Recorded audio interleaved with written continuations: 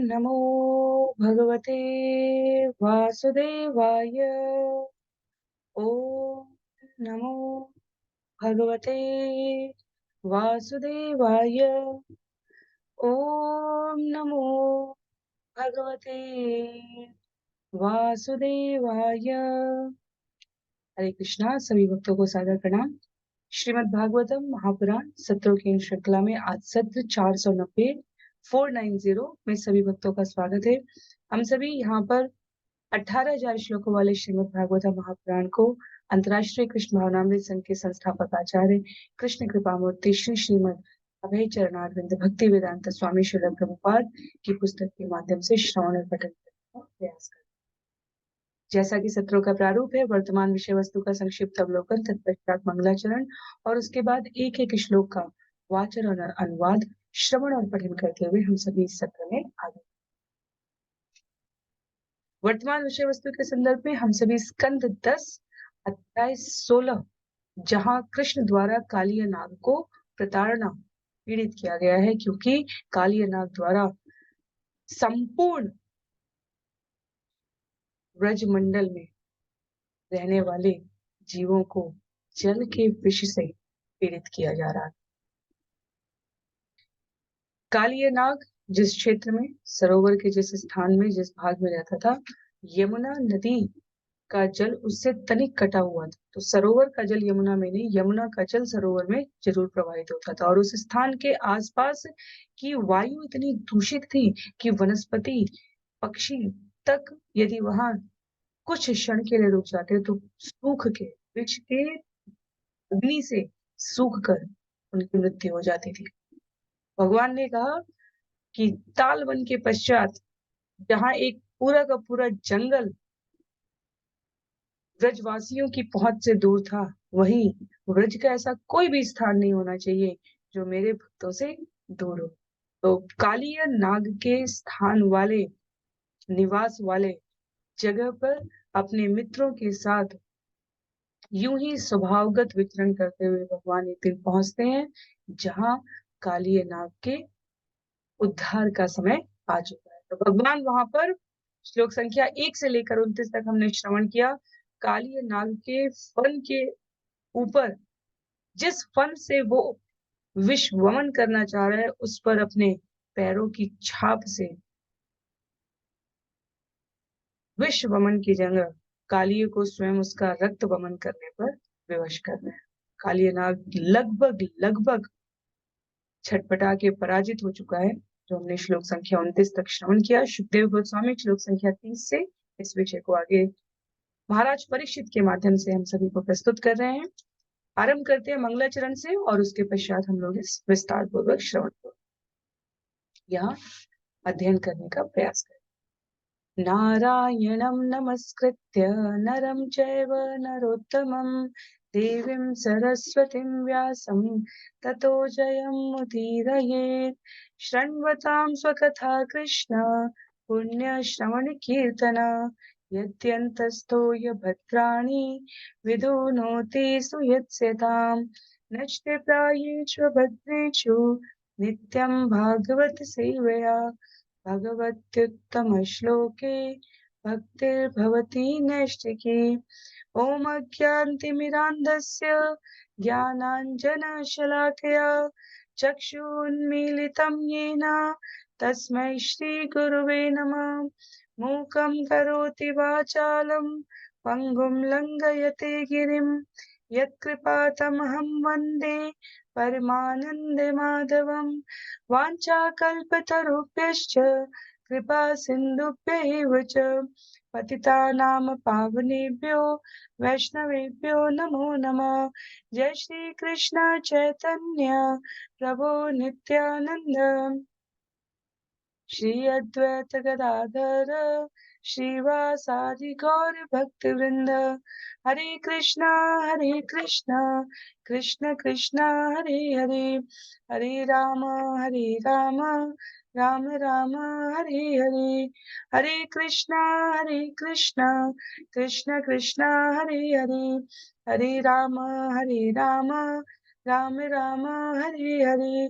हरे कृष्णा कृष्ण कृष्ण हरे हरे, हरे राम राम राम हरे हरे। हरे कृष्णा। पुनः सभी भक्तों को सादर प्रणाम। सत्र 490 490 में सभी का स्वागत है। हम सभी स्कंद 10 अध्याय 16 कृष्ण द्वारा कालिय नाग को प्रताड़ना भाग 2 श्लोक संख्या 30 से आरंभ करने जा रहे हैं। जिनके पास पुस्तक है वह पुस्तक का प्रयोग करेंगे। अन्य सभी की सुविधा के लिए मैं यह श्लोक भी स्क्रीन पर दिखाने का प्रयास करूंगी। तच्चित्रताण्डव विरुग्न फणासहस्रो रक्तं मुखे रुरुवमन् नृपभग्नगात्र स्मृत्वा चराचरं गुरुं पुरुषं पुराणं नारायणं तमरणं मनसा जगाम। हे राजा परीक्षित, भगवान कृष्ण के द्वारा विस्मयजनक शक्तिशाली नृत्य करने से कालिय के सभी 1000 फण कुचलकर टूट गए। तब अपने मुखों से बुरी तरह रक्त वमन करते हुए सर्प ने श्री कृष्ण को समस्त चराचर के शाश्वत स्वामी आदि भगवान श्री नारायण के रूप में पहचाना। इस तरह कालिय ने मन ही मन भगवान की शरण ग्रहण कर ली। तो कालिय के उदाहरण से पता चलता है कि कई बार जीव को अपना पूरा जीवन जन्म जन्मांतर लग जाता है भगवान के शाश्वत स्वरूप को अपने निकटस्थ समीपस्थ रूप में पहचान करने में। इससे पूर्व क्या कर रहा था कालिय? जब अपनी आंखों से विषैला कीचड़ निकालते हुए बताते हैं सुखदेव गोस्वामी, किसी एक सिर को ऊपर उठाने का दुस्साहस करके क्रोध से फुफकारता था तो भगवान उसके ऊपर नाचने लगते, अपने पांव से नीचे झुकाकर उसका दमन कर देते थे। भगवान के इस अलौकिक कृत्य को देखकर देवतागण ऊपर से पुष्प वृष्टि पहले से कर रहे थे। यहाँ जब उसका विष लगभग अब समाप्त होने लगा था तो उसने रक्त वमन करने लगा। तो उसका हृदय विष रूपी कलुष से मुक्त हो चुका था। स्मृत्वा शब्द यहाँ पर लिखते हैं श्रील प्रभुपाद आचार्य परंपरा में आए हुए शिष्य कृष्ण पुस्तक से उद्धरण देते हुए जो स्वयं श्रील प्रभुपाद द्वारा लिखित है। स्मृत्वा शब्द अत्यंत सार्थक है। जब तक उसके जीवन में असह्य पीड़ा नहीं आई तब तक अपनी पत्नियों की तरह वो भगवान की शरणागत नहीं था। वास्तव में कालिय नाग की पत्नी प्राय अपने पति को भगवान की शरण ग्रहण करने के लिए मनाने के लिए प्रयास करती थी, पर आज जब पूर्णतया अपने सामर्थ्य से अक्षम हो चुका है काली, तब उसे पत्नियों की वो नीति, वो परामर्श भरी प्रीति स्मरण आ रही है। विश्वनाथ चक्रवर्ती ठाकुर का उद्धरण देते हुए यहाँ पर कहा गया है कि परंपरा से कालिय का प्रमुख प्रतिद्वंदी विष्णु वाहन गरुण रहा है। यदि हम सभी को स्मरण हो महाभारत आदि पर्व, जहां हम क्विज के माध्यम से इस कथा को लगभग श्रवण कर चुके हैं, पूरी हो चुकी है कथा। चौथे और पांचवें क्विज में महाभारत में हमने देखा था कि गरुण की माता विनिता और कालिय की माता कद्रु दोनों बहनें हैं, प्रजापति दक्ष की पुत्रियां हैं। और वहां पर जब गरुण देव अपनी माता को कद्रु के और कद्रु के नागपुत्रों के श्राप से मुक्त करा लेते हैं, दासत्व से, हमारे श्राप से नहीं, दासत्व से, तब वहां पर गरुण इंद्रदेव से मैत्री संबंध स्थापित करने के क्रम में ये वरदान प्राप्त करते हैं। उनका भोज्य पदार्थ नाग और सर्प ही रहे जिन्होंने मेरी माता को इतना त्रास देने का दुस्साहस किया है। तो कालिय नाग का प्रमुख प्रतिद्वंदी विष्णु वाहन गरुण, वहां से वो कथा है। अब कालिय को यहाँ पर अनुभव हो रहा है कि उसका पाला ऐसे प्रतिद्वंदी से पड़ा है जो गरुण से हजारों गुना बलशाली है। वो और कोई नहीं हो सकता, वो स्वयं पूर्ण पुरुषोत्तम आदि नारायण भगवान। उसे पत्नियों की सलाह याद आ रही है। चंद संख्या 31 में कहते हैं,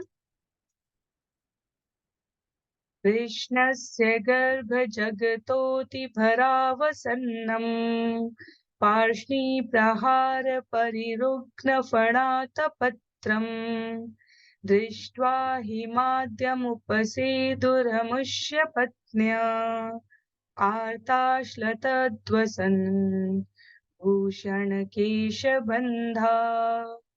जब कालिय की पत्नियों ने देखा कि अखिल ब्रह्मांड को अपने उदर में धारण करने वाले भगवान कृष्ण के अत्यधिक भार से सर्प कितना थक गया है और किस तरह कृष्ण की एड़ियों के प्रहार से कालियों के छाते जैसे फन छिन्न भिन्न हो गए हैं, तो उन्हें अतीब पीड़ा हुई। तब अपने वस्त्र आभूषण तथा केश बिखराए हुए वे आदि भगवान के निकट आई।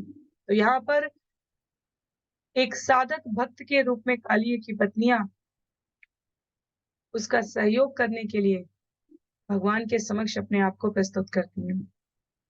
विश्वनाथ चक्रवर्ती ठाकुर का उल्लेख है कि कालिय की पत्नियां वास्तव में अपने पति के आसुरी कार्य से तंग हो चुकी थी। वे सदैव यही सोचती थी कि यदि ये नास्तिक भगवान के दंड से मारा भी जाए तो मरने दो, हम विधवा होकर भगवान की पूजा में लग जाएंगे। पर जब उन्होंने कालिय के मुख तथा अन्य अंगों से उत्पन्न अभिव्यक्ति देखी तो वो समझ गई कि अब उसने मन ही मन भगवान की शरण ग्रहण कर ली है। तो पश्चाताप, शोक, संदेह और विनयशीलता का लक्षण भक्त को सदैव दुष्ट आत्माओं के प्रति भी करुणा सिक्त कर देता है। तो कालिय की पत्नियों ने सोचा, हम अब भगवान से निवेदन करेंगे, क्योंकि अब वो हमारे पति वैष्णव बन गए हैं, हमें उनकी रक्षा के लिए प्रार्थना करनी चाहिए। भगवान तो पहले से ही जान चुके हैं, लेकिन भगवान प्रतीक्षा कर रहे हैं कि भक्त शरण में लेकर आएगा। इसीलिए आचार्यों ने कहा, भक्तों के संग से, गुरु के आश्रय से, शास्त्रों के वचनों का पालन करते हुए हम भगवान के धाम तक पहुंच सकते हैं।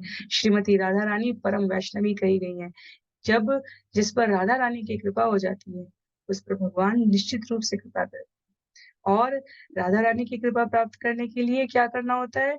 भगवान की पूरे तन मन धन से सेवा करनी होती है।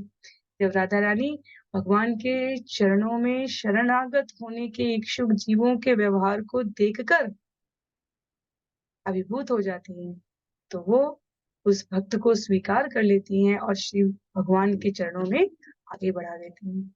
तो यहाँ पर भक्त का आश्रय, भक्त का संग कितना महत्व का है। कालिय की पत्नी पहले से ही भक्त है और वो पहचानती है भक्त का लक्षण, जो शारीरिक हाव भाव, वेशभूषा, उस समय जिस प्रकार से करुणाशीलता, पश्चाताप कालिय के अंगों उपांगों से विस्तीर्ण हो रहा था, उसे पहचान कर कालिय की पत्नियों ने भगवान के समक्ष अपने आप को प्रस्तुत किया। यहाँ पर सुंदर स्तुति है। श्लोक संख्या 32 में कहती हैं, तास्तम सुविघ्न मनसो अथ पुरस्कृतार्भा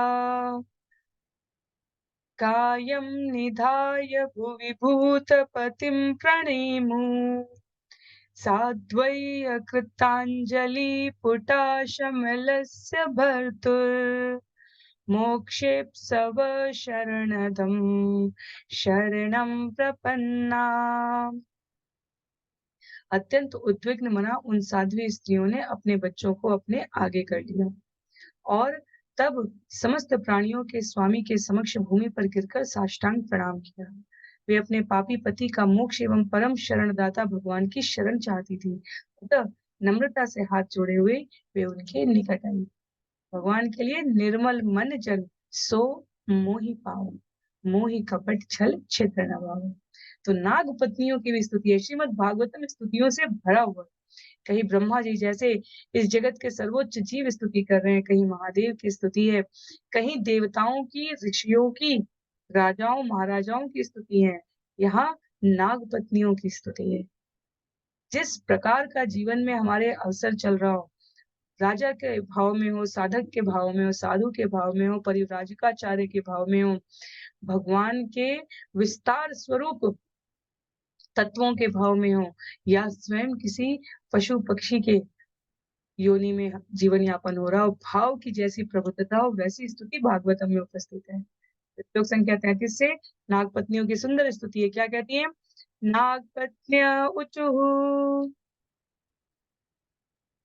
न्यायो हि दण्ड कृतकिल्बिषेऽस्मि तवावतार कलनिग्रहाय रिपोसुतानामपि तुल्यदृष्टिः धत्सेदमं फलमेवानुशंसन्।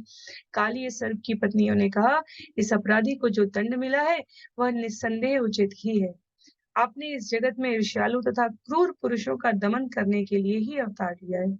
आप इतने निष्पक्ष हैं कि आप शत्रुओं तथा अपने पुत्रों को समान भाव से देखते हैं, क्योंकि जब आप किसी जीव को दंड देते हैं, तो आप यह जानते होते हैं कि अंततः यह उसके हित के लिए है। ये भी हमने श्रवण किया था पिछले अध्याय में भी, जहाँ भगवान कृपावश दंड देते हैं अनुशासन के लिए, तो भगवान के भक्त कभी भी इसलिए भगवान के द्वारा प्रतिकूल परिस्थितियों की उपस्थिति में भगवान की स्मृति को विस्मृत नहीं करते। यदि कुछ ऐसा है जो भगवत इच्छा से हो रहा है तो हम वैसे भी नहीं रोक सकते, और यदि कुछ ऐसा हम करने का प्रयास कर रहे हैं जिसमें भगवत इच्छा नहीं है, तो भी वो पूरा नहीं होना है। तो कैसे समझे कि भगवत इच्छा क्या है? कैसे समझे? यदि भगवान की इच्छा का पालन करना है, तो कैसे समझे कि भगवत इच्छा कहाँ है? आचार्य शास्त्र इसका प्रत्यक्ष प्रमाण है। श्रवण से, स्मरण से, शास्त्रों में क्या लिखा है वो श्रवण और स्मरण, आचार्यों के व्यवहार से उसका अनुसरण करके। कहती है यहाँ पर कि आप शत्रु और मित्र के साथ समान करते हैं, अपने समदर्शी हैं भगवान, अपने भक्तों पर विशेष रूप से कृपा करते हैं और उसके अतिरिक्त भी पक्षपात नहीं करते। इसलिए हम आपकी शरण में आए हैं, क्योंकि आपने कालिय को दंड भी दिया है तो ये उसके हित के लिए, ये उसके हित के लिए। भक्त सदैव समझता है कि भगवान की इच्छा के अनुरूप कार्य करने में उसका सदैव हित ही है। कहती हैं आगे, अनुग्रहोऽयं भवता कृतो हिनो दण्डो असतां ते खलु कल्मषापः यद्दण्डशूकत्वममुष्य देहिनः क्रोधोऽपि तेनोग्रह एव सम्मतः। आपने जो कुछ यहाँ किया है वह वास्तव में हम पर अनुग्रह है, क्योंकि आप दुष्टों को जो दंड देते हैं वह निश्चित रूप से उनके कल्मश को दूर कर देता है। क्योंकि यह बद्ध जीव हमारा पति इतना पापी है कि इसने सर्प का शरीर धारण किया है, अतः उसके प्रति आपका यह क्रोध, उसके प्रति आपकी कृपा ही समझी जानी चाहिए। भगवान को कहने की आवश्यकता नहीं है, नागपत्नियां कह रही हैं। भक्त भगवान के स्वरूप को समझता है, भगवान के स्वभाव को जानता है। नागपत्नियां यहाँ समझती हैं कि भगवान जो कर रहे हैं, श्रील मध्वाचार्य की पंक्ति को इंगित करते हुए यहाँ पर तात्पर्य में लिखा है, पवित्र व्यक्ति कष्ट भोगते हुए ये अनुभव करता है कि वास्तव में ये दिया जाने वाला दंड उसकी अहेतु की कृपा के लिए है। और इसका अर्थ ये नहीं है कि दीनहीन अवस्था में पड़े रहने से किसी के भगवान बहुत प्रसन्न होते हैं। भगवान अनुशासन के साथ-साथ एक कुशल अभिभावक की तरह अनुशासन में यदि दंडित भी करते हैं, तो स्नेह का अवसर भी नहीं त्यागते हैं। तो स्नेह पूर्ण अनुशासन की बात की जा रही है यहाँ पर। और ईर्ष्यालु व्यक्ति अपने शुद्धिकरण के हेतु दंडित होने पर भी भगवान से ईर्ष्या करने नहीं छोड़ते और आक्रोश से भरे रहते हैं। ऐसे जीवों के लिए परम ब्रह्म भगवान कभी समझ में नहीं आ सकते। पर जहाँ भक्त का आश्रय मिल जाता है, इसीलिए जिन्हें भगवान के राम स्वरूप में आस्था है, वो हनुमान जी को प्रसन्न करते हैं, क्योंकि हनुमान जी श्री राम के द्वार पर उपस्थित हैं। भक्त की प्रसन्नता से भगवान प्रसन्न होते हैं। यहाँ पर काली पत्नी समझती हैं कि भगवान ने ऐसा अंततः काली नाग के हित के लिए किया, और अब क्योंकि भगवान ने दंड दे दिया, ये भी उनकी एक अहेतुकी की कृपा है, जिसके स्वरूप अब कालिय की भगवत शरणागति के और अनुरक्त होने की संभावना बढ़ जाती है। और भगवान तो वास्तव में प्रतीक्षा कर रहे होते हैं कि कौन सा भक्त किसके ऊपर कृपा करे। इसीलिए भगवान जब भक्तों के जीवन में कोई संकट आता है, तो वो अन्य भक्तों से ही कहते हैं इस बारे में कि कृपया भगवान से प्रार्थना करिए, और जब भक्त दूसरे के लिए भगवान से प्रार्थना करता है तो ये परमार्थ हो जाता है, क्योंकि भगवान अब भक्त अपने लिए कुछ नहीं माँग रहा है, सामने वाले के लिए माँग रहा है। और ये जो भगवान ने सुंदर व्यवस्था बनाई है, परस्पर एक-दूसरे पर आश्रित होने की, दासानुदास होने की। भक्त दूसरे भक्त के लिए प्रार्थना करता है, फिर उस भक्त पर कोई संकट आए, तो वो दूसरे भक्त से प्रार्थना करवाता है और इस प्रकार भक्तों के इस मेल से, इस सुहृदयता से एक-दूसरे के प्रति भगवान को अतीव प्रसन्नता होती है। भगवान यहाँ पर बिल्कुल प्रामाणिक रूप से वो माध्यम दे रहे हैं जिसके द्वारा उनकी कृपा को प्राप्त करने का अवसर उपलब्ध है। श्रील प्रभुपाद ने कई स्थानों पर कहा है कि पुरुष और स्त्री 2 योनियों में, चाहे वो किसी भी शरीर में हो, चाहे मनुष्य के शरीर में हो, चाहे पशु-पक्षियों के शरीर में हो, स्वाभाविक रूप से भगवत भक्ति की प्रवृत्ति, क्योंकि शुचिता का तत्व तुलनात्मक तरीके से अधिक उपस्थित होता है, तो यहाँ पर नैसर्गिक रूप से कालीय पत्नियों में ये पाया गया है। तपः सुतप्तं किमनेन पूर्वं निरस्तमानेन च मानदेन धर्मोऽथवा सर्वजनानुकम्प्या यतो भवान् स्तुष्यति सर्वजीव। क्या हमारे पति ने पूर्व जन्म में गर्भरहित होकर तथा अन्यों के प्रति आदर भाव से पूरित होकर सावधानी से तपस्या की थी? क्या इसलिए आप उससे प्रसन्न हैं? अथवा क्या उसने किसी पूर्व जन्म में समस्त जीवों के प्रति दयापूर्वक धार्मिक कर्तव्य पूरा किया था? और क्या इसलिए समस्त जीवों के प्राणाधार आप अब उससे संतुष्ट हैं? यहाँ बाहर से देखने में लगेगा कि भगवान कालिया को पीड़ित कर रहे हैं, प्रताड़ना दे रहे हैं और पत्नियाँ आकर कहती हैं कि ये तो आपकी कृपा हो गई। क्या हमारे पति ने पूर्वगत जन्म में ऐसा कुछ सुकृत किया था जिसके कारण आप इस प्रकार उपस्थित हैं? भगवान से शत्रुता मोल लेना भी भगवान की कृपा है। भगवान ने शत्रु भी बनाया तो जय विजय के रूप में आए थे रावण और कुंभकर्ण, हिरण्यकशिपु और हिरण्याक्ष और दंतवक्र, कालनेमी, जितने भी प्रकार के या जगाई या मथाई कलयुग के जब चैतन्य महाप्रभु उनको कल्याण करते हैं। पत्नियां कहती हैं कि क्या उन्होंने ऐसा क्या सुकृत किया था कि आपकी इस प्रकार की प्रत्यक्ष कृपा प्राप्त हो रही है। तो भक्त जब देखता है इस प्रकार के अवसर को तो उसे उसमें भी भगवान की कृपा दिखती है। जैसे चैतन्य महाप्रभु के जीवन काल में जब वो धराधाम पर अवतरित होकर लीला करते हैं तो एक भक्त का नाम आता है जिसके लिए कहा भगवान ने कि वो प्रतिदिन भगवान की उपासना कर रहे हैं, भगवान का मंगल गान कर रहे हैं, भगवान का नाम जप कर रहे हैं, भगवान की सेवा कर रहे हैं और किंचित त्रुटि मात्र से उन्हें भगवान के ने कहा कि ये मेरे सामने अब कभी नहीं आने चाहिए और वो जाकर अकेले में नित्य उपासना करने लगे और फिर भक्तों ने बहुत अनुग्रह किया तो उन्होंने कहा जाओ जाकर कह दो कि मैं अब उसको 1 लाख वर्ष बाद मिलूँगा, 1 लाख जन्मों के पश्चात मिलूँगा। तो भी वो भक्त नृत्य कर रहा है। ये तो आश्वस्ति दे दी भगवान ने कि 1 लाख जन्म बाद में उन्हें प्राप्त कर लूँगा। यहाँ तो जन्म-जन्मांतर अनिश्चितता रह जाती है योगियों, महर्षि, तपस्वियों में कि वो कब भगवत प्राप्ति करेंगे। मेरे को तो सुनिश्चितता है 1 लाख वर्ष, कोई बात नहीं। बस 1 लाख वर्ष तक 1 लाख जन्मों तक भगवान की अ चरणों में शरणागति बनी रहे और जब भगवान चैतन्य महाप्रभु सुनते हैं, तो वो वैसे ही प्रसन्न हो जाते हैं, वो तत्क्षण उनके सारे पापों को नष्ट कर देते हैं, भूल जाते हैं और उनके उनके ऊपर कृपा कर देते हैं। कहने का भाव ये भगवान के ऊपर अनन्य विश्वास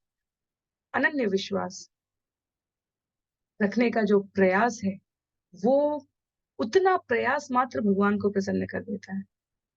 हमारी सामर्थ्य नहीं है कि हम भगवान की परीक्षा दे सकें या भगवान की परीक्षा ले सकें। कहते हैं आचार्य कि भगवान परीक्षा की नहीं प्रतीक्षा के विषय होते हैं और उसी प्रकार लोग कहते हैं आपका बुरा समय चल रहा है भगवान परीक्षा ले रहे हैं धैर्य रखिए ये बहुत शुद्ध वाक्य नहीं है भगवान परीक्षा लेंगे तो हमारी सामर्थ्य नहीं है हम भगवान की परीक्षा में पास हो सके भगवान तो प्रतीक्षा कर रहे होते हैं दोनों तरफ से भगवान भक्त के शरणागति की प्रतीक्षा करते हैं भक्त भगवान के आगमन की प्रतीक्षा करते हैं तो यहाँ पर नाग पत्नियां कह रही हैं कि ये तो कृपा हो गई कि आप अब समस्त जीवों के प्राणाधार जो हैं वो हमारे पति से संतुष्ट हो गए हैं यदि किसी ने पूर्व जन्म में भक्ति या पुण्य कर्म नहीं किया होता, तो वो भगवान के संपर्क में आ ही नहीं सकता। ना भगवान की कथा में उसे रुचि आएगी, ना नाम में रुचि आएगी, ना उनकी सेवा में रुचि आएगी, ना उनका प्रचार करने में उसे रुचि आएगी। जिसने पुण्य कर्म किए हैं, भगवान की भक्ति का अनुग्रह भक्तों की कृपा से प्राप्त किया है, वो भगवान के संपर्क में आता है।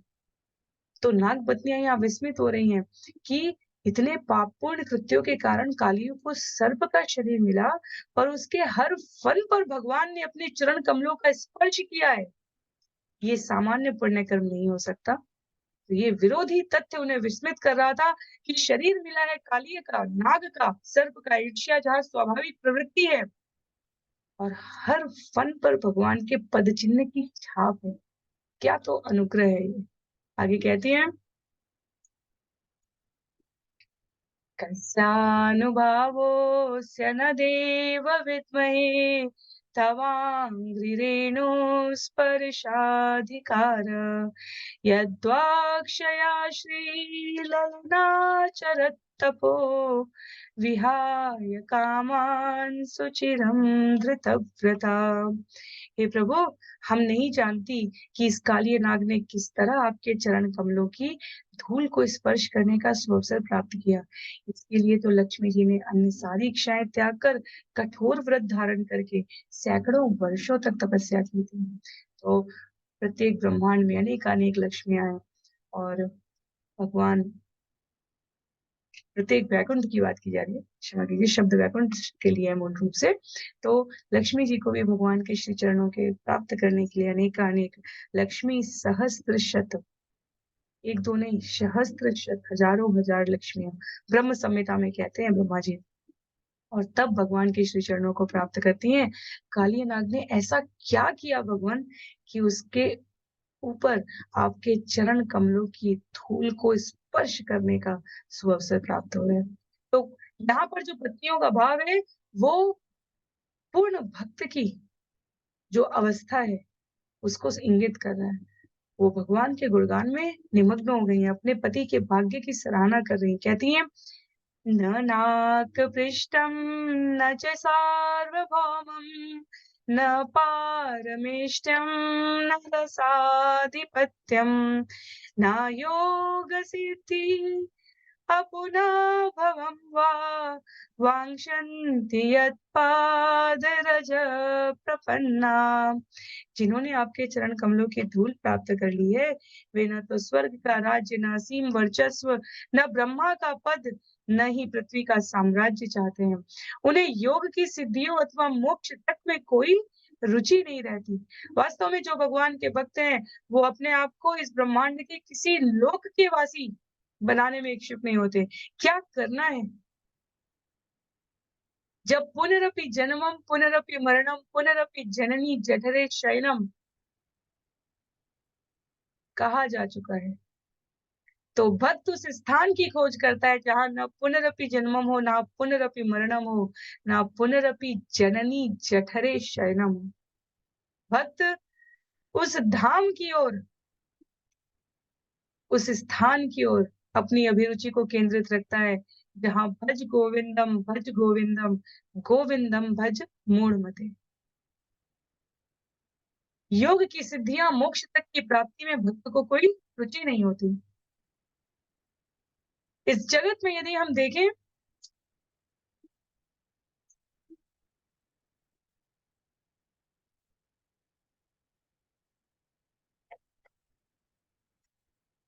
इस जगत में यदि हम देखें तो किसी पद की प्रभुत्व शक्ति, किसी संबंध की सामर्थ्य पूर्ण अभिव्यक्ति जीव को अपने मित्रों से, शुभचिंतकों से, परिवारी जनों से शत्रुता स्थापित कराने में सहयोग करती हैं। भक्त ये सब कुछ श्रवण करके अपने आप को धैर्य, स्थिरता पूर्वक इस जगत में केवल और केवल जितना समय काल है उसमें श्री भगवान के चरणों में निमग्न रखकर पुनः वापस ना आने की सकारात्मक प्रवृत्ति के साथ जीवन यापन करने में ध्यान केंद्रित करता है। कहते हैं आगे श्लोक संख्या 38 में,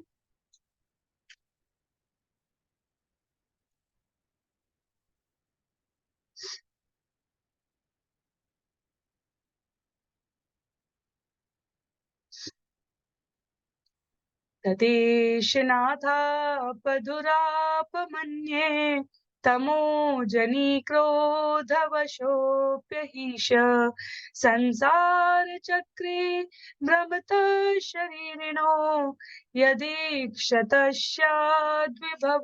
समक्ष। हे प्रभु, यद्यपि इस सर्पराज कालिय का जन्म तमोगुण में हुआ है और यह क्रोध के वशीभूत है, किंतु इसने अन्यों के लिए जो दुष्प्राप्य है उसे भी प्राप्त कर लिया है। इच्छाओं से पूर्ण होकर जन्म मृत्यु के चक्कर में भ्रमण करने वाले देहधारी जीव आपके चरण कमलों की धूल प्राप्त करने से ही अपने समक्ष सारे आशीर्वादों को प्रकट होते हुए देख सकते हैं। कहती है नागपत्नियां यहाँ पर, जो दुष्प्राप्य था अन्यों के लिए, मोह के कलमश से अपने आप को छुड़ाकर पर ब्रह्म की पूर्ण चेतना का साक्षात अनुभव प्राप्त करना, ये तो बद्ध जीव के लिए दुर्लभ है। कभी कभी हमारे जीवन में कुछ ऐसा हो जाता है जो हमारे जीवन की विस्मृति से कोसों दूर रह जाता है, सदैव हमारी स्मृति में बना रहता है। कोई ऐसी भगवान की अद्भुत कृपा कहीं ना कहीं, कभी ना कभी, किसी ना किसी के समस्त सामर्थ्य, पराक्रम, साधन पीछे रह जाते हैं और एकमात्र शरणागति भगवान के श्री चरणों में रखने से जीव को किसी न किसी ऐसी घटना का साक्षात्कार होता है कि वो जीवन भर अपने आप को भगवान की स्मृति से कभी विस्मृत नहीं कर पाता। उसके पश्चात भी मोहासक्त होकर अपने समय का यदि जीव अपव्यय कर दे तो भी भगवान उसकी प्रतीक्षा करते हैं। भगवान सभी के जीवन में कोई ना कोई ऐसा अनुभव देते हैं जहां उसे भगवान की प्रत्यक्ष सत्ता को समझने का अवसर मिलता है। उस एक अवसर को स्मरण करके जीव इस प्रकृति के 3 गुणों के कभी अभिभूत ना हो सके। जब जीवन की वो प्रतिबद्धता होती है, तब ऐसा दुर्लभ आशीर्वाद जो कालिय को प्राप्त हुआ है, अन्यों को भी प्राप्त हो सकता है।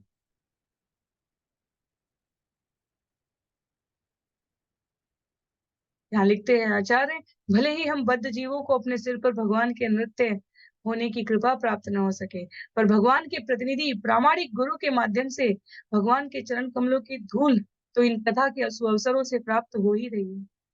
ब्रह्मांड के कष्ट तथा अज्ञान से हमेशा के लिए अपने आप को मुक्त करके हम भगवत धाम वापस जाने के लिए अपने आप को भगवान के समक्ष प्रस्तुत कर सकें, जीवन की सारी सिद्धि इसमें निहित है।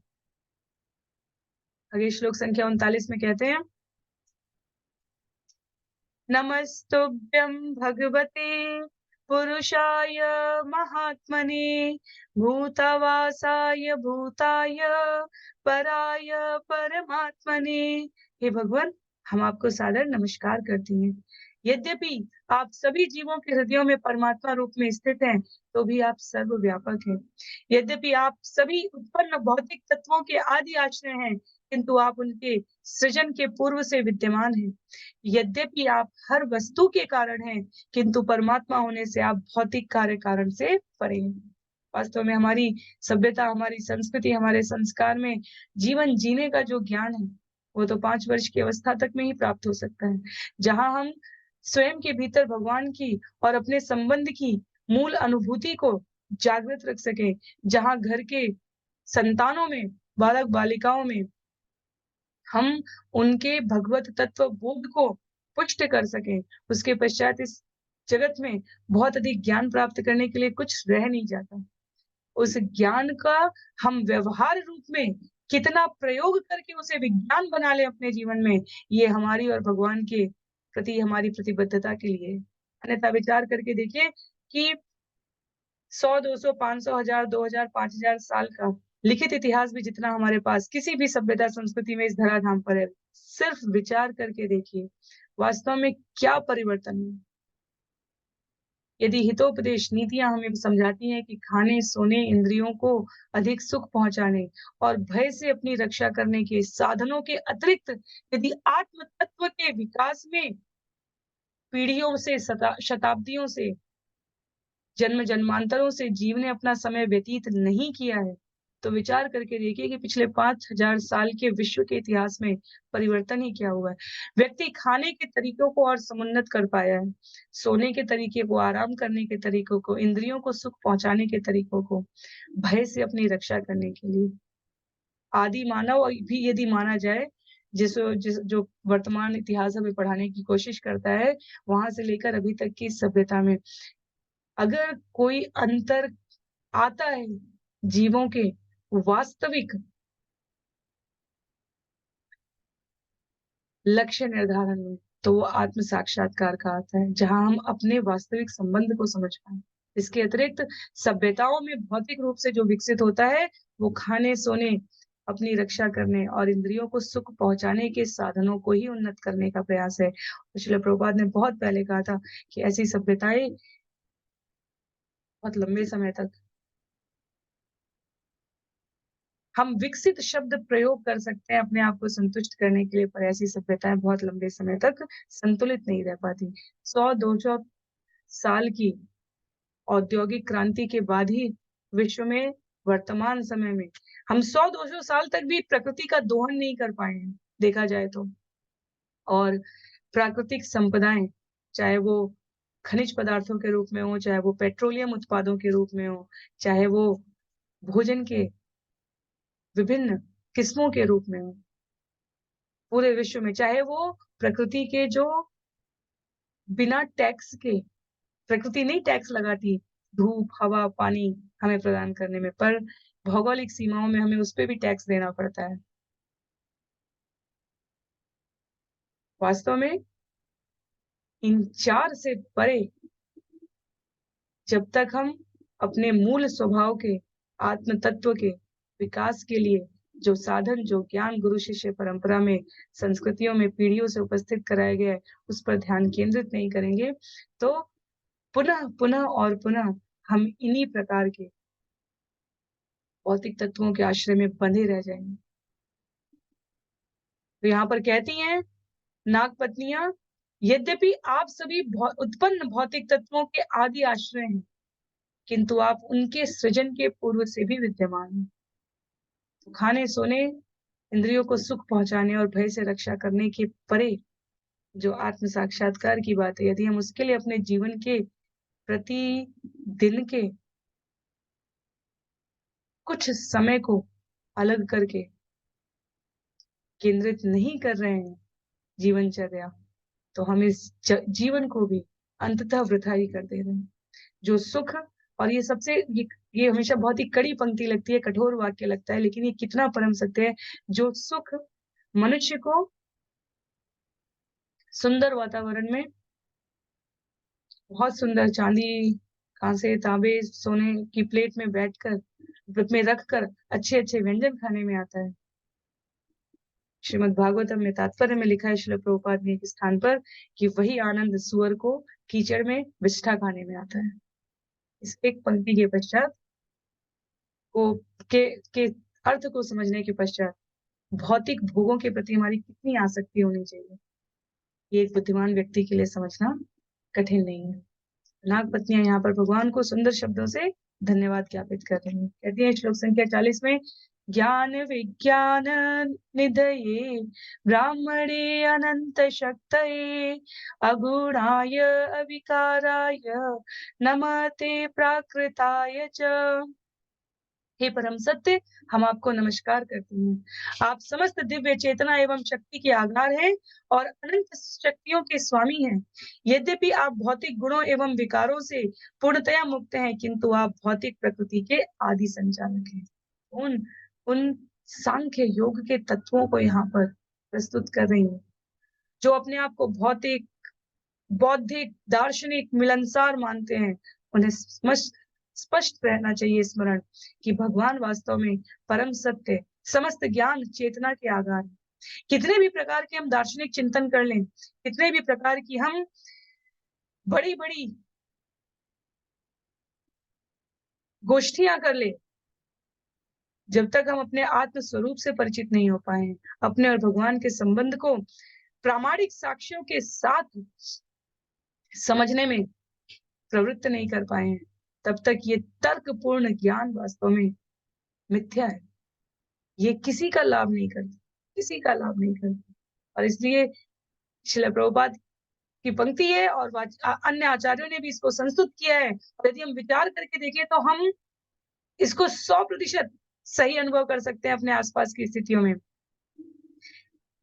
जब तक हम आध्यात्मिक समस्याओं का भौतिक समाधान ढूंढेंगे, हमारे सारे प्रयास विफल होते रहेंगे। हम जगत को एक प्रजा का जो शासक है, जब तक वो उसे प्रजा को सुखी, संपन्न और साधनों से सामर्थ्यशाली बनाना चाहता है और उसने जीवन में प्रजा के बीच में आध्यात्मिकता का विस्तार नहीं किया है, ऐसा कोई राज्य नहीं है, ऐसा कोई इतिहास नहीं है जहां पर इसमें सफलता प्राप्त हुई हो। तो आध्यात्मिक समस्याओं का समाधान भौतिक संसाधनों से ढूंढना, ये मनुष्य की अपनी बुद्धिमत्ता का दुरुपयोग करने का, विफलता का परिणाम है। जन्म, मृत्यु, जरा, व्याधि,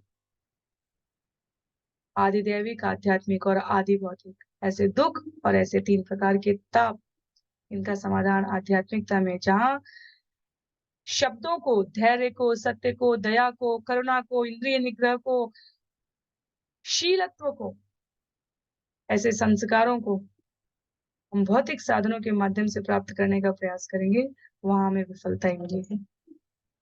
समस्त ज्ञान तथा विज्ञान की सिद्धि स्वयं भगवान है, जो केवल तर्क से शुद्र व्यक्ति की तरह व्यवहार करते हुए इसको नकारता रहेगा, वो जीवन में कुछ भी हासिल नहीं कर सकता। श्लोक संख्या 41 में कहती है, कालाय कालनाभाय कालावयव साक्षिणे विश्वाय तद उपदृष्टे तत्कर्त्रे विश्व हेतवे। हम आपको नमस्कार करती हैं। आप साक्षात काल, काल के आश्रय, काल के आश्रय तथा काल की विभिन्न अवस्थाओं के साक्षी हैं। आप ब्रह्मांड हैं और इसके पृथक दृष्टा भी हैं। आप इसके सृष्टा हैं और इसके समस्त कारणों के कारण हैं। हमें अलग से शब्द भी ढूंढने की आवश्यकता नहीं है भगवान की स्तुति करने की। सब श्रीमद् भागवतम में उपस्थित है भक्तों के विभिन्न भावों में। ब्रह्मा जी ने जिन्हें कई छंदों में कहा था, नागपत्नियों ने एक श्लोक में कह दिया, हम आपको नमस्कार करती हैं। काल आप है, काल के आश्रय आप है, काल की विभिन्न अवस्थाओं के साक्षी आप हैं। आप ब्रह्मांड हैं, आप इसके पृथक सृष्टा हैं।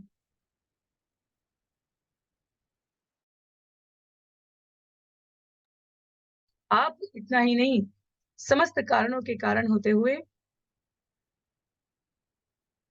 विभिन्न अवतारों के रूप में प्रकट होकर ये समझाने वाले भी आप ही। सुंदर शब्द है, सरल शब्द है और केवल इनकी पुनरावृत्ति मात्र हमें हमारी मूल अवस्था में स्थापित करने के लिए पर्याप्त है। भूत मात्रेन्द्रिय प्राण मना बुद्धि आशयात्मने त्रिगुणेनाभिमानेन गूढस्वात्मानुभूतये नमोऽनन्ताय सूक्ष्माय कूटस्थाय विपश्चिते नानावादानुरोधाय वाच्यवाचकशक्तये। आप भौतिक तत्वों के अनुभूति के सूक्ष्म आधार के, इंद्रियों के, प्राण वायु के तथा मन, बुद्धि एवं चेतना के परमात्मा हैं। हम आपको नमस्कार करती हैं। आपकी ही व्यवस्था के फलस्वरूप सूक्ष्मतम चिन्मय आत्माएं प्रकृति के तीनों गुणों के रूप में अपनी झूठी पहचान बनाती हैं। फलस्वरूप उनकी स्व की अनुभूति प्रक्षन्न हो जाती है। हे अनंत भगवान, हे परम सूक्ष्म एवं सर्वज्ञ भगवान, हम आपको प्रणाम करती हैं, जो सदैव स्थायी दिव्यता में विद्यमान रहते हैं, विभिन्न वादों के विरोधी विचारों को स्वीकृति देते हैं और व्यक्त विचारों तथा उनको व्यक्त करने वाले शब्दों को प्रोत्साहन देने वाली शक्ति है। हम जिस वाणी का प्रयोग करके बोल रहे हैं, जिन नेत्रों का प्रयोग करके देख रहे हैं, इस भौतिक जगत की सभ्यता के किसी क्रम में, किसी इतिहास में मनुष्य एक दूसरी आंख, कान, नाक, मुंह, शरीर वाली ऐसी आकृति बना नहीं सकता जो स्वाभाविक रूप से संचालित हो। क्योंकि सृष्टा वास्तव में कहीं और कोई और है। और उसके मूल को समझने में यदि हमारी रुचि नहीं है, तो अन्य कोई भी रुचि हमें इस जगत के बंधन से मुक्त नहीं कर सकती। नमः प्रमाण मूलाय कवये शास्त्र योनये प्रवृत्ताय निवृत्ताय निगमाय नमो नमः। समस्त प्रमाणों के आधार, शास्त्रों के प्रणेता तथा परम स्रोत, इंद्रिय तृप्ति को प्रोत्साहित करने वाले तथा भौतिक जगत से विराग उत्पन्न करने वाले, वैदिक साहित्य में अपने को प्रकट करने वाले आपको हम बारंबार नमस्कार करते हैं। विश्वास करने का प्रयास भक्ति में सबसे सहजता से आता है, क्योंकि हम अपनी जीवनचर्या नहीं छोड़ सकते। हम कहीं यात्रा करके गोष्ठियों में शामिल होके तर्कपूर्ण दार्शनिक विचार विमर्श करके वापस आएंगे तो भी हमें जीवन यापन करने के साधनों के संग रहना है। इस शरीर का प्रतिदिन 24 घंटे में एक निश्चित प्रकार की क्रियाओं के लिए उपयोग करना है। उन क्रियाओं में भगवान को जब हम धारण करते हैं, वो सहज मार्ग जो हम भक्ति से अपने जीवन में आत्मसात करते हैं, उससे भगवान को समझा जा सकता है। इसीलिए भक्ति को एक प्रक्रिया कहा गया है, एक प्रयास कहा गया है। इसके अतिरिक्त जो अन्य साधन थे, वो सहज जीवनचर्या से परे रहकर है। व्यक्ति इस भौतिक जगत में व्यवहारिक रूप से 5 मिनट अपनी इंद्रियों को केंद्रित करके आसन कर ले और इस पर यदि वो अपने आप को गर्वित अनुभव करता है, तो दिन के 23 घंटे 55 मिनट वो कैसे यापन कर रहा है। केवल ये अपने आप को बोध कराना हम अन्यों से भिन्न हैं, वो हमारे व्यवहार में परिणत होना चाहिए। 5 मिनट की यदि हम साधना आंख बंद करके हम अपने आप को योग निद्रा या किसी भी और माध्यम से ये बताएं कि नहीं, हम तो अपनी इंद्रियों को केंद्रित कर सकते हैं, हम इस जगत के परे हैं। पर 23 घंटे 55 मिनट के किए जाने वाले कार्यों में यदि हम भगवत स्मृति नहीं करते हैं, आचार्यों का कहना है कि कलयुग के इस द्वंद्व भरे वातावरण में भगवत प्राप्ति संभव नहीं है। जीव का अपने आप को इस जगत से अलग रख पाना, भवसागर से मुक्त हो पाना संभव नहीं है। हमें अपना विश्वास भगवान के श्री चरणों में स्थिर रख के प्रयास करने के इस उपक्रम के द्वारा ही आत्म साक्षात्कार का व्यवहारिक अनुभव हो सकता है, जहां हम अपनी हर क्रिया और प्रतिक्रिया में भगवत तत्वों की उपस्थिति के माध्यम से भगवान की कृपा का अनुभव कर सकते हैं। इसलिए समस्त प्रमाणों के आधार पर शास्त्रों के प्रणेता परम स्रोत इंद्रिय तृप्ति को प्रोत्साहित करने वाले, साथ ही साथ भौतिक जगत से विराग उत्पन्न करने वाले, सभी प्रकार के स्वरूपों में सभी स्थितियों से गुजरने के पश्चात क्रमशः भगवत धाम जाने की रुचि रखने वाले जीवों के समक्ष आप अपने आप को प्रकट करते। ये कहते हैं श्लोक संख्या 45 में, नमः कृष्णाय रामाय वसुदेव सुताय च प्रद्युम्नाय निरुद्धाय सात्वतां पतये नमः। हम वसुदेव के पुत्र भगवान कृष्ण तथा भगवान राम को और भगवान प्रद्युम्न तथा भगवान अनिरुद्ध को सादर नमस्कार करती हूँ। हम विष्णु के समस्त संत सदृश भक्तों के स्वामी को सादर नमस्कार करते हैं। वास्तव में जब जीवन में हमारे भगवत तत्व की अनुभूति का क्रम आरंभ ही होता है, तो हम अपने आसपास कृतज्ञता ज्ञापित करते हैं। जिसके जीवन में हर स्थिति में शिकायत है, हर स्थिति में उस व्यक्ति को अपनी साधना पर ध्यान देने की आवश्यकता है, क्योंकि जब भगवत तत्व की जीवन में अनुभूति होनी आरंभ होती है, तो जीव कृतज्ञ होता है। वो अपने माता पिता के लिए कृतज्ञ होता है, वो अपने आसपास के उपलब्ध साधनों संसाधनों के लिए कृतज्ञ होता है, वो किसी प्रतिकूल परिस्थिति के लिए भी कृतज्ञ होता है, वो अपने साथ दुर्व्यवहार करने वालों के प्रति भी कृतज्ञ होना सीख जाता है। यदि कोई हमारे धार्मिक चर्चा पर चुनौती भरे वाक्यों का भी प्रयोग करता है। तो ऐसा व्यक्ति उसको परास्त करने में अपनी भौतिक ऊर्जा को व्यय करने से अधिक भगवान से उस जीव के लिए प्रार्थना करता है, भगवान इसे अपना भक्त बना लो। जिस प्रकार के शब्दों का ये प्रयोग कर रहा है आपको चुनौती देते हुए, भगवान इसके ही मुखारविंद से इसी ऊर्जा का प्रयोग आप अपनी भक्ति करने में करवा लो। ऐसा जिस जिस जीवन में कृतज्ञता आ जाए, इसीलिए माता-पिता के लिए ये एक बहुत बड़ी ज़िम्मेदारी कही जाती है।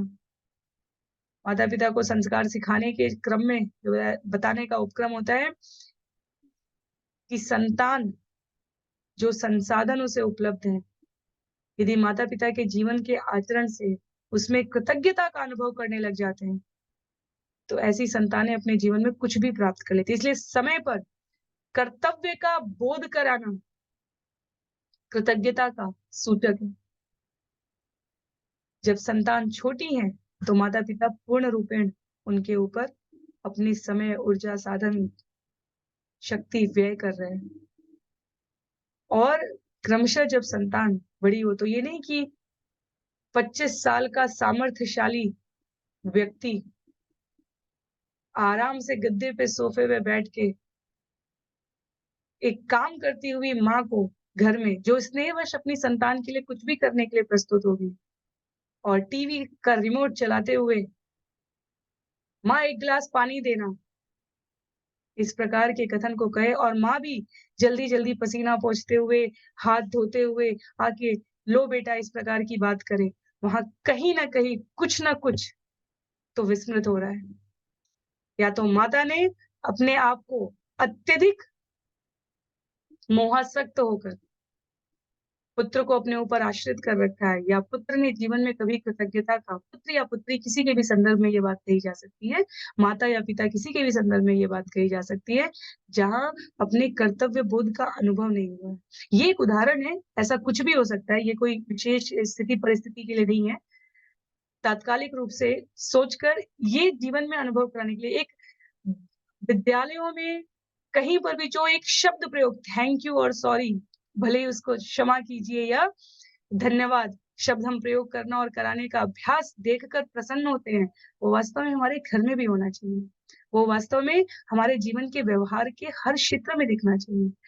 कहीं किसी परिवहन में, किसी साधन में, कहीं बस में, कहीं ट्रेन में, कहीं जिससे जो हमारे लिए जिस प्रकार के सेवाओं को उपलब्ध करा रहा हो, उसके प्रति हमारे जीवन में कृतज्ञता होनी चाहिए। प्रकृति के प्रति हमारे जीवन में कृतज्ञता होनी चाहिए। सूर्य देव को सुबह जल देने का, तुलसी महारानी को, वृक्षों को, पत्तियों को, इन सबको पूजने का उपक्रम हमारे जीवन में कृतज्ञता के लिए बनाया गया था। एक कृतज्ञ जीवन जीने वाला व्यक्ति, कृतज्ञ जीवन जीने वाला व्यक्ति कभी साधक भक्त नहीं बन सकता। जीवन में कृतज्ञता आनी बहुत आवश्यक है और जब कृतज्ञता आती है और उसके साथ भक्ति तत्व मिल जाता है, तब केवल नमस्कार होता है। जितने श्लोक हैं आगे और जितने श्लोक पहले हम अभी तक श्रवण कर चुके हैं विभिन्न भक्तों की स्तुतियों में, मैं इस विषय पर इसलिए महत्व देने का प्रयास कर रही हूँ क्योंकि आचार्य स्पष्ट रूप से इसे कहते हैं, उतनी भगवान की महिमा व्यक्त करने के पश्चात भक्त द्वारा केवल नमः, नमः और नमः शब्द आने लग जाता है। यहाँ पर एक कृतज्ञता का परिचायक है। नमः प्रमाण मूलाय, नमो नमः निवृत्ताय, निगमाय प्रवृत्ताय, कवयो शास्त्र योनियो। आगे के श्लोक में कह रही हैं नागपत्नियां, नमः कृष्णाय रामाय, नमः प्रद्युम्नाय, नमः निरुद्धाय, सात्वत्याय पतये नमः। इतने शब्द नमः के हैं। तो ये शब्द, ये जो व्यावहारिक शिक्षा का हम यहाँ पर प्रस्तुतिकरण करने का, श्रवण करने का प्रयास कर रहे हैं, वो इस अर्थ में है कि हम अपने जीवन में प्रतिदिन कितने कृतज्ञ हैं अपने आसपास की वस्तुओं के लिए, व्यक्तियों के लिए, स्थितियों के लिए, परिस्थितियों के लिए। वो हमारे जीवन में भगवत उपस्थिति की सुनिश्चितता को निर्धारित करता है। कितना भगवत स्मृति हम कर रहे हैं जीवन में। जब हम लोग मोटिवेशनल वीडियोस देखते हैं, मैसेजेस फॉरवर्ड होते हैं व्हाट्सएप यूनिवर्सिटी के से, तब कहीं पर दिखाया जाएगा कि कोई शारीरिक अक्षमता के साथ है, तो स्वस्थ शरीर वाले व्यक्ति को कितना कृतज्ञता का अनुभव करना चाहिए। कोई धनी है, संपन्न है, साधनों की उपलब्धता है और कोई स्कूल नहीं जा सकने वाला गरीब छात्र हो, छात्रा हो, तो हमें जीवन में कितना कृतज्ञ होना चाहिए। और ये कृतज्ञता जब हम अनुभूत करते हैं जीवन में, तो अगला क्रम होता है कि हम उसे वापस लौटाएँ, जिसे परमार्थ कहा जाता है। भगवान भक्ति के संबंध में जिसे प्रचार कहा जाता है। पहले आचार होना चाहिए जीवन में, तत्पश्चात प्रचार होना चाहिए जीवन में। हम अपने शब्दों के प्रति, हम अपने व्यवहार के प्रति प्रामाणिक रूप से अपने आप को अनुभव कर सके कि हम क्या कह रहे हैं, हम किसके लिए कह रहे हैं, हम क्या कर रहे हैं। हम किसी को भी इस जगत में प्रतीकात्मक रूप से छल सकते हैं, पर हृदय में स्थित परमात्मा को नहीं छल सकते। हर समय इस विचार की स्मृति रहना। और जब हमें ये विचार है, तो इसका अर्थ है कि हम भगवान पर विश्वास करते हैं और यदि हम भगवान पर विश्वास करते हैं, तो अगला क्रम होता है कि हमें भगवत शरणागति के लिए प्रयास करना होता है। तो परमार्थ शब्द यूँ ही स्वाभाविक रूप से नहीं आ जाता। इसलिए जब कहा जाए कि इस्कॉन की शिक्षाओं में परमार्थ के बारे में नहीं कहा जाता, निश्चित रूप से कहा जाता है, पर वो परमार्थ इस कृतज्ञता को, इस भक्ति को, इस शरणागति को अनुभव करके होना चाहिए। अन्यथा हम अपने वचनों से नहीं कहते, पर कहीं न कहीं हमारा मन हमें छल लेता है। जब हम परमार्थ करते हैं, तो हम कहते हैं, हमने सावन में इतना पुण्य किया, इतने स्थानों पर इतना धन वितरित किया, इतना अन्न वितरित किया और फिर चाहते हुए, ना चाहते हुए विभिन्न प्रकार की सोशल मीडिया के माध्यम से हम उसको प्रचारित करते हैं। और श्रील प्रभुपाद ने जो वैष्णव परंपरा में हमें मार्गदर्शन दिया है, उसमें जीव हर दिन, हर हफ्ते, हर सप्ताह के 2 दिन, हर उत्सव में, हर सामूहिक आयोजन में अपने आप को तुक्ष, क्षुद्र, भगवान का दास मानकर सेवा करने के लिए प्रस्तुत करता है। और आचार्य कहते हैं इसके लिए किसी विज्ञापन की आवश्यकता नहीं है। तो हम भक्ति कर रहे हैं या नहीं, हम आत्म साक्षात कर रहे हैं, साक्षात्कार के लिए प्रयास कर रहे हैं नहीं, इसके सबसे बड़े साक्षी हम स्वयं हैं, क्योंकि हम किसी को भी छल सकते हैं, अपने हृदय में स्थित परमात्मा को नहीं। तो कृतज्ञता से ही आरंभ हुआ ये क्रम हमारे जीवन में, अन्यों को कृतज्ञता की अनुभूति करा पाए, इस परिणति तक पहुँचना चाहिए।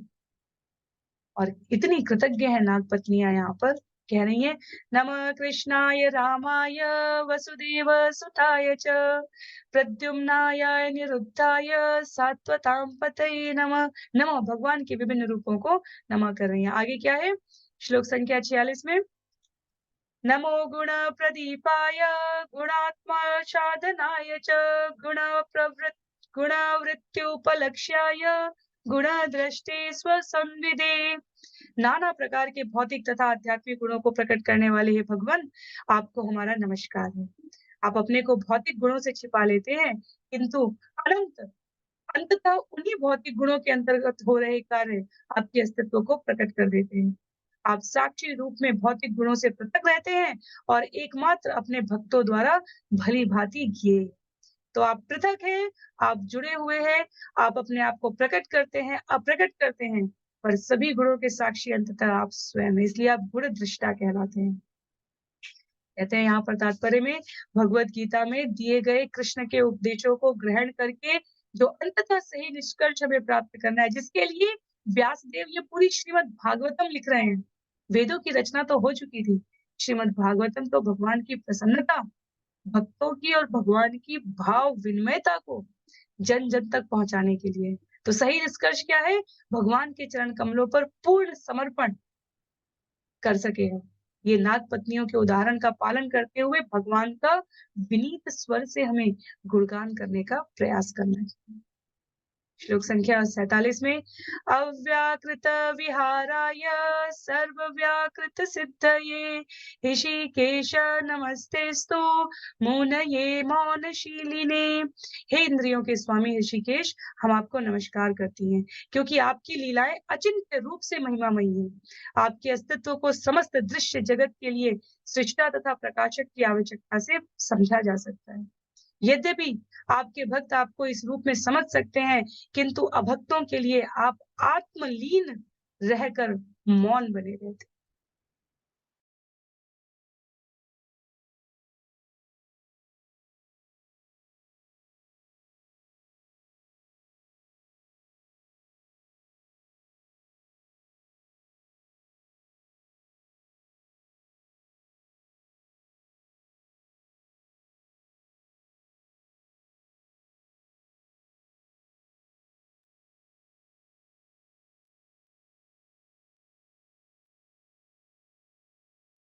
यहाँ पर नागपत्नियां इंद्रियों के स्वामी, जब जब भक्त भगवान को इंद्रियों के स्वामी के रूप में स्मरण करता है, तो जाहिर सी बात है कि वो अपने आप को ये स्मरण कराने के लिए कि ये इंद्रियां स्वयं को इस शरीर को संतुष्ट करने के लिए नहीं बनी है। पता नहीं कितने शरीर में कितनी प्रकार से इन इंद्रियों को हमने संतुष्ट करने का प्रयास किया है, पर ये अंततः तभी संतुष्ट होती है जब ये इंद्रियों के स्वामी ऋषिकेश को प्रसन्न कर। इसलिए अभक्तों के लिए आप आत्मलीन बनकर मौन रहते हैं, पर भक्त जब अपनी इंद्रियों से आपकी सेवा करता है तो अपने आप को आप प्रकट कर देते हैं। तत्पश्चात पुनः भगवान की महिमा को स्मरण करते हुए कह रही हैं, परावर गतिज्ञाय सर्वाध्यक्षाय ते नमः अविश्वाय च विश्वाय तददृष्टेश्य च हेतवे। उत्तम तथा अधम समस्त वस्तुओं के गंतव्य को जानने वाले तथा समस्त जगत के अध्यक्ष नियंता, आपको हमारा नमस्कार। आप इस ब्रह्मांड की सृष्टि से पृथक हैं, फिर भी आप वह मूलाधार हैं जिस पर भौतिक सृष्टि की माया का विकास होता है। आप इस माया के साक्षी भी हैं। निसंदेह आप अखिल जगत के मूल कारण हैं। तो समस्त गंतव्यों को भगवान के अतिरिक्त और कौन जा सकता है? भगवान भगवत गीता में कहते हैं, असित देवल व्यास देवता भी वहां से जानते हैं मुझे जहां से वो उपस्थित हुए हैं, प्रकट हुए हैं। उसके पहले के जो सूक्ष्म तत्व हैं, जो निकृष्ट स्थूल तत्व भी हों, जो पर हैं, अवर हैं, अर्थात जो जानने योग्य हैं और जानने से भी परे हैं, उन सब के ऊपर अनन्य पद पर बने रहने वाले आप हैं भगवान। इसलिए सर्वाध्यक्षाय, सभी के ऊपर सर्वव्यापी, सर्वाध्यक्षाय, अधोक्षज, सर्व समदर्शी, जितने भी प्रकार के शब्द भगवान के लिए वो उनकी सर्वव्यापकता को सुनिश्चित करते हैं। सुंदर शब्दों से नागपत्नियां भगवान की सभी गुण विशेषताओं को जितना वो स्मरण कर सकती हैं प्रस्तुत करते हुए कहती हैं, त्वं ह्यस्य जन्म स्थिति संयमान् विभो, त्वं ह्यस्य जन्म स्थिति संयमान् विभो, गुणे अनीहो कृतकाल शक्तिधृक्, तत्तस्वभावान् प्रतिबोधयन् सतः समीक्षयामोघ विहार इहसे। हे सर्वशक्तिमान प्रभु, यद्यपि आपके भौतिक कर्म में फंसने का कोई कारण नहीं है, फिर भी आप इस ब्रह्मांड के सृजन, पालन तथा संहार की व्यवस्था करने के लिए अपनी शाश्वत काल शक्ति के माध्यम से कर्म करते हैं। इसे आप सृजन के पूर्व सुप्त पड़े प्रकृति के प्रत्येक गुण के विशिष्ट कार्य को जागृत करते हुए संपन्न करते हैं। ब्रह्मांड नियंत्रण के इन सारे कार्यों को आप खेल खेल में केवल अपनी चितवन से पूर्णतया संपन्न कर देते हैं। तो भगवान का जो सृजन का गुण है उसको स्मरण कर रहे हैं। यहाँ पर नागपत्नियां संकेत कर रही है श्रवण करने वालों को कि भगवान की समस्त लीलाएं अमोघ अर्थात त्रुटि रहित है। भुलक्कर जीवात्माओं के रूप में हम भगवान के साथ के अपने संबंध को विस्मृत कर देते हैं और भौतिक जगत में काल की विभिन्न स्थितियों में अपने आप को हम भोगते रहते हैं। पर जब भगवान के प्रिय सेवकों के रूप में वास्तविक पद का स्मरण कराकर हमें सतर्क किया जाता है, भगवान जो हमारे हृदय में स्थित है, उनके स्मरण के द्वारा भगवत धाम वापस आने के लिए हमें प्रोत्साहित किया जाता है, जहाँ काल की अनुपस्थिति है। नागपत्नियां कहती हैं, वहां पर समस्त शाश्वत एवं आनंदमय जगत की उपलब्धता के कारण जीव अपने आप को विचलित कर देने वाली स्थितियों से परे कर ले जाता है। इसलिए भक्त क्या होता है? दृढ़ होता है, सतर्क होता है, उसके जीवन में स्थिरता होती है, क्योंकि भौतिक जगत की समस्त परिस्थितियां विचलित करने और कराने के लिए ही बनी है। श्लोक संख्या 50 में कहते हैं, तस्यैव ते मूतनवस्त्रिलोक्यां शांता अशांता उत मूढ़ योन्य शांता प्रियास्ते यदुना वितुम सतां स्थातुश्च ते धर्म परीप्सये हत। इसलिए तीनों लोकों भर में सारे भौतिक शरीर जो सतोगुणी होने के कारण शांत हैं, जो रजोगुणी होने से विक्षुब्ध हैं तथा जो तमोगुणी होने से मूर्ख हैं, आपकी ही सृष्टियां हैं। तो भी जिनके शरीर सतोगुणी हैं, वे आपको विशेष रूप से प्रिय हैं और उन्हीं के पालन हेतु तथा उन्हीं के धर्म की रक्षा करने के लिए ही अब आप इस पृथ्वी पर विद्यमान है।